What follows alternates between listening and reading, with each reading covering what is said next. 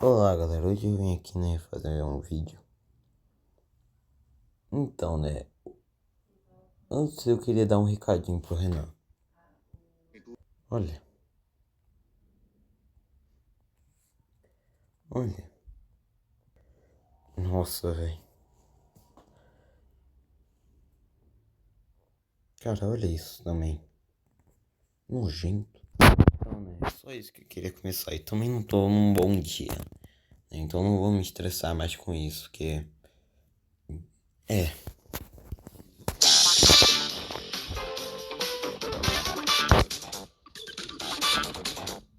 Estas são as empresas Hopkins, uma empresa multimilionária de tecnologia, uma das mais renováveis dos Estados Unidos. Foi a mesma empresa que se despediu João no passado por corte de gastos. Então, para si, a Hopkins era uma empresa familiar, o que significava que era um perigo em potencial, porque Hopkins também estava nessa onda de explorar os cristais ancestrais, porque agora que as informações oficiais da CIF foram divulgadas publicamente, todos sabiam do potencial destrutivo tanto dos caijos gigantes, quanto desses cristais ancestrais, e como dito antes, para algumas empresas, a democracia que se exploda, bora fazer nossas próprias regras. Só que a Hopkins, ela é uma empresa diferente, ela é a imprensa mais popular e com a maior número de renda da América. Se ela fosse se meter num esquema tão grandioso quanto esse, ela tinha que jogar de acordo com as regras. Então ir com os cristais ancestrais e escondidos e seu uso de qualquer mídia, e tinha um motivo para isso. Lembram que a Ilha da Caveira existe dentro da Lore, certo? Pois então, devido a atividades kaiju, lá é a existência de milhares de perigos existentes capazes de matar brutalmente o ser humano. Então a entrada de humanos e turistas não autorizados são extremamente proibidas. Ninguém além do pessoal autorizado deve entrar lá, o que significa que a fonte da juventude eterna não era acessível. Na verdade, muita pouca gente da fonte da juventude eterna. Então a necessidade dos governos de obter essa fonte da juventude não era tão grande assim. Mas não para Hopkins, isso aí era a descoberta do milênio. O objetivo deles era recriar essa fonte da juventude, só que ao invés de uma fonte, seria algo como uma pílula ou uma vacina. Resumindo, eles queriam lucrar com as pesquisas dos cristais, que eles coletaram secretamente, porém a alta demanda da Fundação para Humanos, o FPH, eles precisavam fazer isso na pressa, o que significa que muitos projetos estavam falhando, pois não tinha tempo para desenvolvê-los, não arranjavam recursos a tempo para terminar estes projetos. Às vezes alguns artigos dos projetos eram vazados, então na correria de fazer alguma coisa bem feita, só saia falhas. Dentre estas falhas existia o Protejo, Vácuo Azul, que era para ser tipo o representante da Hotcons. Se a CIV tinha um Magna Azul, por que a Hotcons não poderia ter um também, né?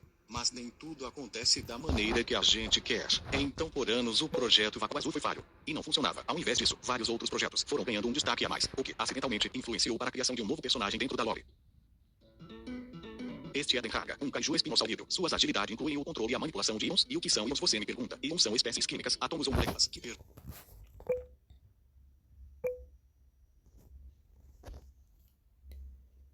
Pois é. E eu acho que muita gente, após ver o episódio 17, falou: caramba, será que o Den Haga irá aparecer no Gigaverso? Sim. Mas só que no capítulo 2, já que, atualmente, no capítulo 1, já tem muito bicho. Bem, pensando bem, ele até se encaixa na história do capítulo 1, que teremos várias subtramas acontecendo ao mesmo tempo.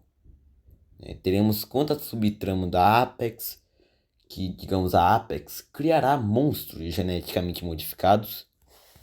Alguns deles serão Prometheus, um vilão descartado de Godzilla, de Kong, do King Kong. O Nilóticos do Pilar Cage. Como é assim, Netflix? Cara, basicamente o bicho é um Godzilla. Então ele, digamos, se a gente colocasse a origem dele, tipo, ele é um clone defeituoso do Godzilla. Dava numa boa. O Frankenstein da Torre, sim, exatamente. No caso, quem não se lembra, dele? No caso, ele tava na primeira aparição do Baragon. Então é meio absurdo não se lembrar do bicho, Que puta que pariu, irmão. Literalmente, ele tava na primeira aparição de um dos monstros mais clássicos de Godzilla, que é o Baragon. Então não lembrar dele é um absurdo, na minha opinião. Inclusive, esse bicho ia lutar contra o Godzilla, irmão. O visual dele será mais ou menos assim, ou algo semelhante a isso, e também outros monstros da torre também, que ninguém também faz a mínima da existência. Avisa, eles não serão experimentos da Apex, eles serão naturais, Kaijus gerados naturalmente, sem nenhum efeito genético, que é o Sanda e o Gaira, Só isso que eu vim aqui deixar claro. Também teremos a participação da robô Muzumi, que é uma personagem deletada dos filmes de Godzilla. Então, Aí também, os episódios que eu planejo talvez terão mais episódios, mas só que esses episódios serão mais focados no Godzilla. Este é Denraga, Um kaiju espinossauro. Suas atividades incluem o controle e a manipulação de íons. E o que são íons? Você me pergunta. Íons são espécies químicas, átomos ou moléculas, que perderam ou ganharam elétrons, o que lhes confere uma carga elétrica líquida, o que basicamente funciona como energias elétricas sobrecarregadas de prótons e elétrons, mas o Tenhaga pode manipulá-las da maneira de que ele quer. Ele foi um projeto da Hotcons, que foi descartado por ser instável. O projeto original dele era para ser uma nova fonte de tecnologia, que utilizava de energia elétrica, mas de fonte de tecnologia foi para organismo orgânico, meio máquina, meio ser vivo, e foi essa troca repentina que fez ele ser instável. Quando ele foi criado, não foi jogado fora, foi botado em estado de sono criogênico, só que não funcionou porque ele absorveu a energia das máquinas da Hotcons. Foi assim, inclusive, que ele cresceu rápido demais e começou a criar esse caos na cidade. E não caos no sentido de destruição em massa, mas sim algo mais de confusão mental. Tenhaga é um kaiju sem propósito. Ele foi criado por uma empresa para ser uma coisa, mas acabou sendo transformada em outra, então ele não sabe o que ele é. O que importa para ele é sobre o que ele quer ser. Tanto é que exércitos, nessa sua grande caça de ripas, despertados pelo mundo, não atacou Tenhaga. Quando chegou em Washington, Tenhaga estava mais confuso e assustado do que furioso e agressivo, quase como um filhote, e foi isso que exércitos fez com Tenhaga. Levou ele para a Ilha da Caveira, um lugar para ele se habituar com sua nova forma e mudar sua própria natureza. Então, por enquanto, Tenhaga não é um perigo. Agora, a Hotcons, ela sim é uma ameaça que precisa ser mais vigiada. Tarefa essa dada temporariamente ao Calton, mas Tenhaga não é só o primeiro trabalho fracassado de Hotcons, ainda há versão mais projetos, e com isso, o futuro da Terra está aos poucos sendo moldado.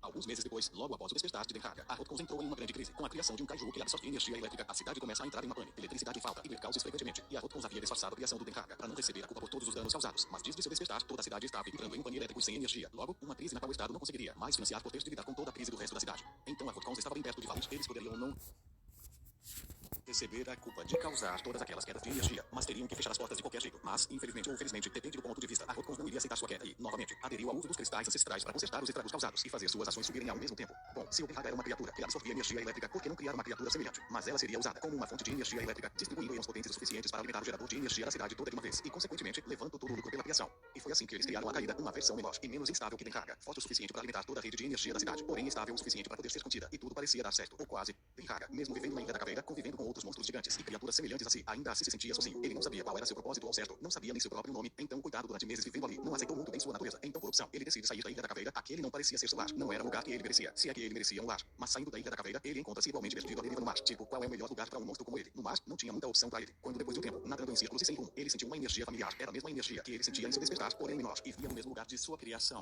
Washington DC. Quando ele chega lá, a cidade entra em pânico, pensando que ele tinha voltado para destruir a cidade de novo. Afinal, ele era um monstro. Era isso que ele fazia. Porém, quando chegou lá, avistou a Caída, sendo transportada para uma região mais segura para os experimentos da Hotcons. E por ter sido criada pela mesma empresa, ele sabia o que essa empresa era capaz. Ele tentou impedir, mas é claro que eles sabiam disso. Criaram um mecanismo de defesa. Tenhaga fica fraco com água. Suas moléculas não funcionam direito quando está molhado. A guarda e eletricidade não são uma boa junção, e por isso seus poderes não funcionam na água. Então distraíam o Tenhaga com água, enquanto fugiam com Caída para um lugar rastreável a Tenhaga. Mas na correria, ela acabou se soltando e fugindo pro centro da cidade, onde ela acaba absorvendo o resto da energia elétrica da cidade e ficando maior, crescendo de forma acelerada, onde, infelizmente, perde o controle de si. A essa altura do campeonato, existem 2 kaijus liderados à outra na cidade, e o atual rei dos monstros está ocupado com outros assuntos. Então, com falta de ideias, os americanos enviam tropas armadas para derrubar as criaturas, tanques de guerra e aviões armados. Mas isso só piora mais a situação, porque Caída se assusta com os aviões e os tanques de guerra e, por legítima defesa, emite um pulso eletromagnético que desliga tudo ao seu redor, dando a ela tempo para fugir no mar, evitando pânico e caos, com Tenhaga indo atrás dela para tentar controlá-la. Por outro lado, Calton imediatamente soube disso da Sif. 2 monstros estavam despertados e causaram um pânico. Exércitos estava do outro lado do planeta enquanto isso, resolvendo uma coisinha, sem nem perceber os dois. Que seria essa coisinha? Eu não sei. Kaijus assolta no planeta, sem um risco em potencial à humanidade. E John estava em coma no hospital, então a responsabilidade estava sobre ele. Butcher com FBH não tinha capacidade de lidar com monstros gigantes. Então a responsabilidade era de Calton, que não sabia nem um pouco de como liderar ou tomar as mesmas rédeas que John fazia. Já estava na hora de aceitar que Calton não servia mais para ele, e ele estava com um triz de desistir. Mas não foi isso o que ele fez, pelo menos não que a Cynthia deixou ele fazer. Ela conversou com Calton, tentou entender o lado dele. Para Calton, a Sif mudou de um jeito em que ele não acompanhava mais, então era mais de sua responsabilidade. E sim as de John, ele saberia liderar melhor assim que acordasse do coma. Mas para Cynthia, não era isso. Nos anos em que Calton não estava lá para ajudar mais, todos haviam pensado que ele estava morto. Até John estava no mesmo lugar em que Calton se encontrava, com dificuldades de liderança e com má confiança do time. Mas felizmente, ele não estava sozinho, porque Cynthia, que na época era uma das pessoas em que ele mais podia confiar, estava lá para ele. Porque era isso que importava. O que importa não é desistir sem tentar. O que realmente importa é tentar, mas não sozinho. Não sem ajuda, ela induziu Calton a não desistir, porque Calton não estava sozinho. Ele tinha o apoio da Sif inteira, da mesma forma que John tinha antes. A Sif enxergava eles como uma família, e família não fica para trás, ou não é deixada em apuros. Família e apoio continuam em união. E no momento, a Sif era toda a família que Calton precisava. Assim como John, Thor, Cynthia e Butcher. E isso era perfeito. Não era uma família perfeita, mas são uma grande família. E no momento, essa família estava prestes a lidar com possíveis ameaças globais. Voltando para o foco principal, Tenhaga seguiu Caída durante o oceano, onde ela foi para morar numa pequena ilha no Caribe. Lá ela pode se concentrar um pouco e respirar. Óbvio que Denhaga tinha seguido ela, então ela se assustou ainda mais com ele. Pra ela, ele era tipo um clone assustador que possivelmente estava ali para matá-la, mas pra ele, ela era uma fêmea assustada, confusa, igual ele. Os dois eram criaturas recém-criadas e sem propósito, vistos como ameaças por outros, mas entre os dois, eles não viam ameaças um no outro. Denhaga foi acolhedor com Kaida e, na linguagem comunicativa entre Kaijus, disse para ela não se preocupar, porque ele faria o que fosse possível para protegê-la, tipo uma promessa. Foram então que as tropas marítimas apareceram por lá, ameaçando os dois. Os navios atiravam mísseis pequenos e os aviões disparavam torpedos. Claro que isso não era forte o suficiente para derrubar os dois Kaijus, mas foi o suficiente para irritá-los. E Denhaga, percebendo que Kaida estava com medo, decidiu por impulso dar um fim nisso. Por instinto, começou a proteger ela usando seus poderes contra a marinha, disparando raios iônicos de sua boca. Ele acertava com precisão nos aviões, cuspia fogo iminente de sua boca para acertar os barcos, incendiando-os em mar, e das barbatanas de suas costas saía um pulso eletromagnético, desligando tudo que era de eletricidade por perto, para que os barcos e aviões restantes não funcionassem para atacá-los. E enfurecido pela interrupção, soltou seu rugido de vitória para que todos ouçam.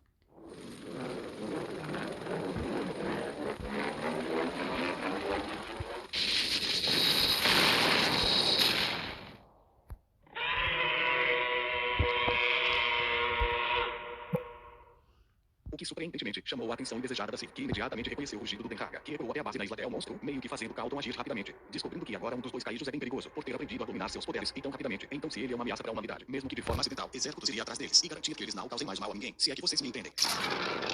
Então, meu amigo, hora de agir. Carlton não iria ficar parado como um tonto vendo dois Kaijus inocentes serem brutalmente assassinados por estarem se defendendo, e rapidamente bolou um plano. Bom, basicamente o Denhaga, apelidado de Snoke, iria seguir a Kaida por onde quer que ela vá. A Rotkon está doida para ter os dois de volta para resolver a crise que eles mesmos criaram pra cidade. E os dois Kaijus são meio que idênticos, então são atraídos um pelo outro, digamos assim. Então se eles iriam ficar perto um do outro, então que ficassem em outro local. A ideia era trair Denhaga e Kaida de volta para a Ilha da Caveira, onde a entrada da Rotkons lá era estritamente proibida. E Exércitos não iria atrás deles também, por estarem em seu hábitat natural ao invés de causar pânico em uma cidade humana. Plano V.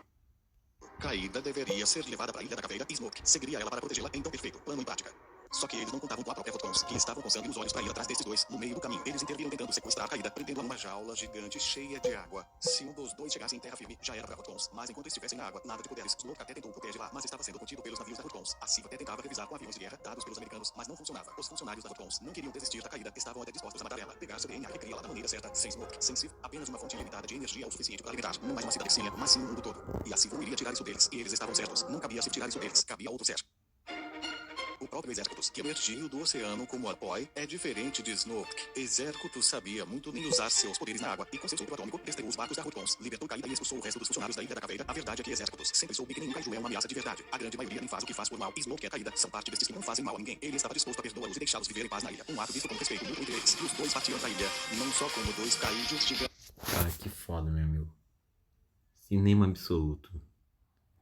Cinema absoluto. Cara, eu gostei muito do design da Kaida também, cara. Tipo, o Denhaga e a Kaida.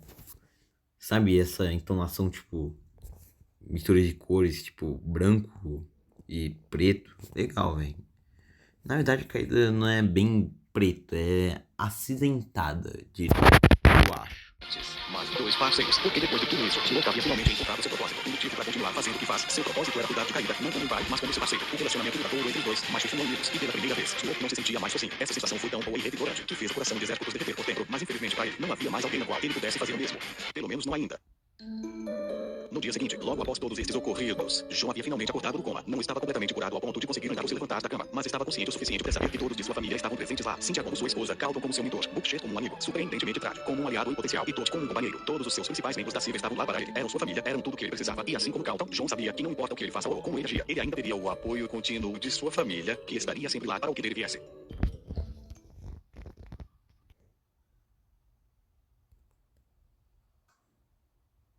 Cinema. Cinema.